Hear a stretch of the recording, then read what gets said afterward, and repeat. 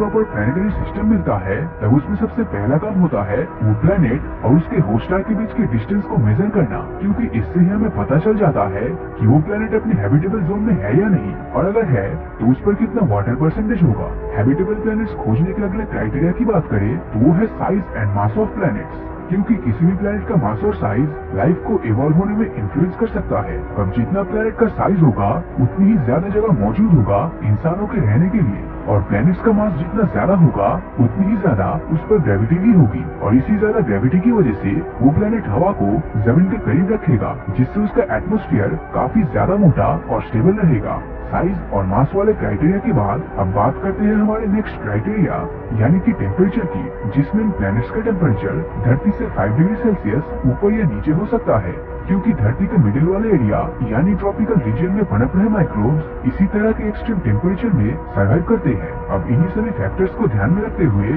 Scientist को 24 exoplanets में से 2 ऐसे सुपर हैबिटेबल प्लैनेट्स मिले हैं जिनका सरफेस टेम्परेचर और एटमॉस्फेयर दोनों ही धरती से भी बेटर है, जिनमें से एक है ल्यूटेन बी प्लैनेट।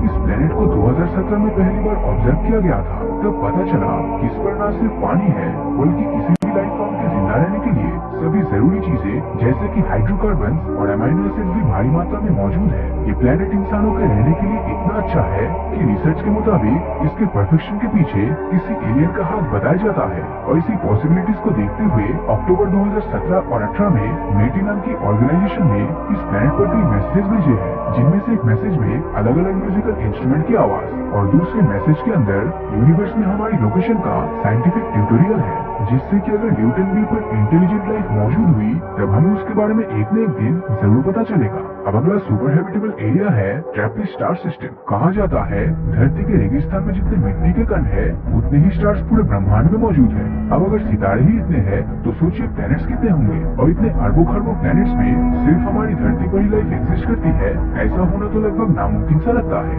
हमारी धरती से करीब 39 लाइट ईयर दूर एक ऐसा स्टार सिस्टम मौजूद है जहाँ एक या दो नहीं बल्कि पूरे 7 धरती जैसे प्लैनेट्स अपने स्टार का चक्कर लगा रहा है, और इनमें से 3 प्लैनेट्स अपने हैबिटेबल जोन में ऑर्बिट कर रहा है। ट्रैपिस्ट नाम की स्टार सिस्टम की डिस्कवरी पहली बार साल 2017 में की गई थी। इसके प्लैनेट्स धरती से भी ज्यादा पुराने हैं, मतलब कि इन प्लैनेट्स पर जो लाइफ होगी वो धरती के पूरी तरह फॉर्म होने से पहले लगभग 3 मिलियन साल तक ऑलरेडी डेवलप कर गई होगी। अब ये सभी प्लैनेट्स बृहस्पति ग्रह के साइज जितने एक टाइनी रेड स्टार का चक्कर लगा रहा है, और ये स्टार हमारे सूरज के कंपैरिजन में काफी ठंडा है। ये प्लैनेट अपनी ऑर्बिट पर टाइडली लॉक भी है, मतलब कि इनकी एक साइड स्टार को फेस करते हुए हमेशा गर्म रहता है और दूसरी साइड बिल्कुल उसका उल्टा यानी कि ठंडा रहता है, और ये खुद अपने एक्सिस पर चक्कर नहीं लगाती। अगर ये सभी कंडीशंस परफेक्ट रही तब ठंड और गर्मी वाले रीजन के बीच में एक ऐसी पतली सी स्ट्रिप एरिया होगी जहाँ जीवन आराम से पनप सके। वैसे ट्रैपिस्ट सोलर सिस्टम में प्लैनेट्स एक दूसरे के इतने ज्यादा करीब है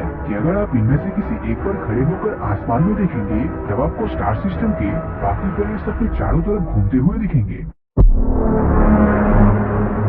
TOI स्टार सिस्टम। इस स्टार सिस्टम में 2 प्लैनेट्स इसके हैबिटेबल जोन में आता है, जो कि है TOI 700d और TOI 700e। ये दोनों ही एक्सोप्लैनेट का मास हमारी धरती जैसा ही है। जहाँ TOI 700d 28 दिन में अपने सूरज का चक्कर लगाता है तो वहीं पर TOI 700d 37 दिन में, और दोनों ही धरती के साइज के लगभग बराबर है। अगर इन दोनों प्लैनेट पर ही एक तरह का एटमॉस्फेयर हुआ तब इनका तापमान हमारी धरती से भी ज्यादा होगा, जो इनकी हैबिटेबिलिटी के लिए एक गेम चेंजर है। साइंटिस्ट ने पाया कि TOI 700d पर बहुत से प्लैनेट्स मौजूद है, और अगर किसी दिन हम यहाँ पर पहुँच गए तो वो लाइफ फॉर्मिंग प्लैनेट्स हमारी धरती के जैसा ही होगा। लेकिन क्या ऐसा थियोरेटिकली पॉसिबल है कि दूसरे प्लैनेट्स पर धरती जैसा ही लाइफ फॉर्म मौजूद हो? वेल, एवोल्यूशन एक ऐसी चीज है जिसे ग्रेविटी की तरह ही नेचर का यूनिवर्सल लॉ माना गया है, यानी वो नियम जो ब्रह्मांड के हर जगह काम करता है। इस प्रोसेस में एक दूसरे से रिलेट करने वाली स्पीसीज एक जैसे प्राकृतिक मुश्किलों का सामना करते हुए इवॉल्व हो जाता है, क्योंकि किसी भी एलियन प्लैनेट पर लाइफ का स्टार्टिंग पॉइंट काफी सिंपल रहता है।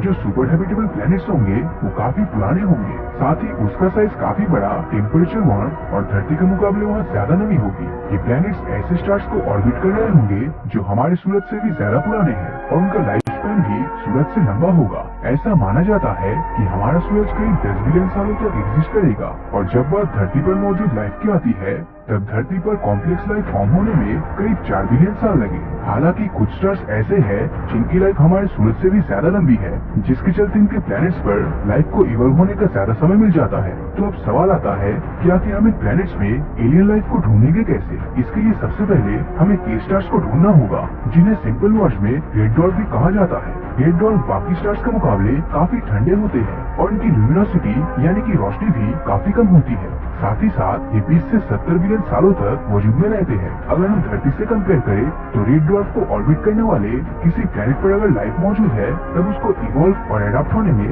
धरती से भी ज्यादा समय मिल गया होगा और इसकी आइडियल एज भी लगभग 5 से 8 बिलियन साल होगी। मतलब हो सकता है कि आज की तारीख में जिस प्लैनेट पर लाइफ का नामो निशान नहीं है वहाँ आज से लाखों करोड़ों साल बाद एलियंस रहने लगे और शायद तब तक हम इंसानों का अस्तित्व ही इस यूनिवर्स से गायब हो जाए। इसी के चलते हमारे लिए एलियन लाइफ को ढूंढ पाना बहुत ही मुश्किल है।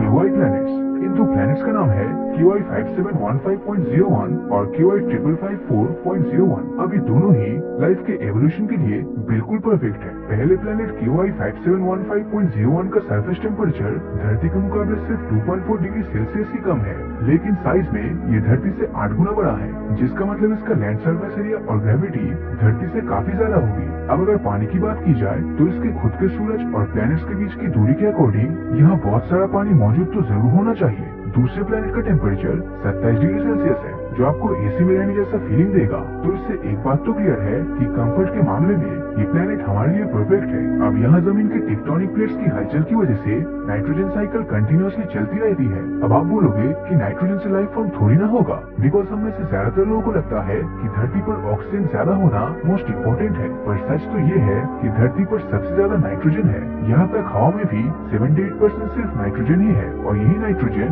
प्रोटीन और डीएनए जैसे केमिकल फॉर्म में कन्वर्ट होती है, जो हम इंसानों के रहने के लिए आइडियल सिचुएशन पैदा करती है।